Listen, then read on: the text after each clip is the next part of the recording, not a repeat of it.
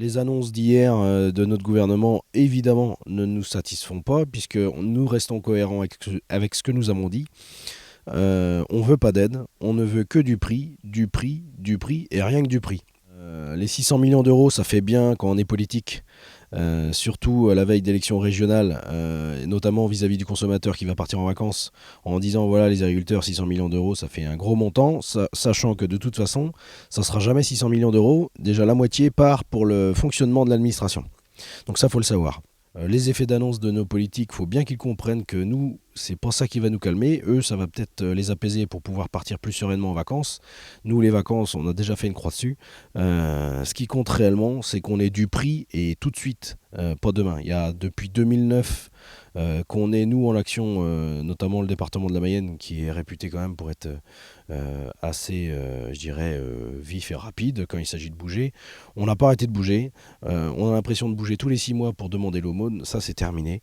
Ce qu'on veut, et c'est pour ça qu'aujourd'hui ça prend une telle ampleur et que ça prend, je dirais, une part importante dans tous les médias nationaux, hein. C'est pas que les Mayennais qui ont envie de bouger, donc on en a marre, on veut que ça cesse, on a d'autres choses à faire de plus constructif que ça, notamment tracer, je dirais, de grands projets de 10 à 20 ans, des grands projets pour l'agriculture, pour éviter justement ces couacs et avoir à faire des actions qui, on le comprend aussi, peuvent gêner nos concitoyens à certains moments.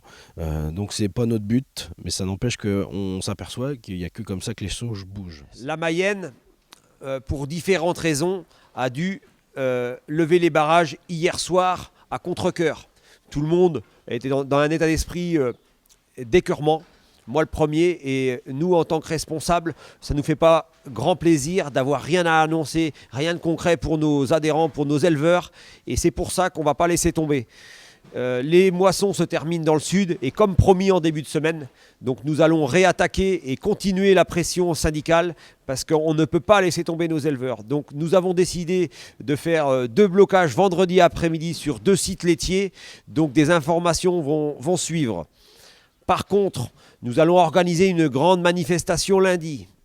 Lundi, on a besoin de toutes les forces vives du département, autant les agriculteurs que ceux qui vivent de notre métier, tous ceux qui nous entourent, partenaires, fournisseurs. Je crois qu'aujourd'hui, la situation est suffisamment grave pour qu'il y ait une mobilisation générale de l'ensemble du monde agricole, et on attend évidemment un soutien fort de nos organisations agricoles. Ça me paraît indispensable. Donc lundi, nous allons bloquer l'autoroute A81 et nous allons demander des comptes aux grandes surfaces, mais aussi à nos industries agroalimentaires mayennaises, et tout sera organisé. Donc je vous demande de retenir absolument lundi de 10h à 17h pour une opération d'envergure. Et je suis en train d'essayer de convaincre nos départements qui nous touchent de nous rejoindre dans cette grande action pour véritablement faire une action d'envergure en Mayenne. L'élevage est en danger.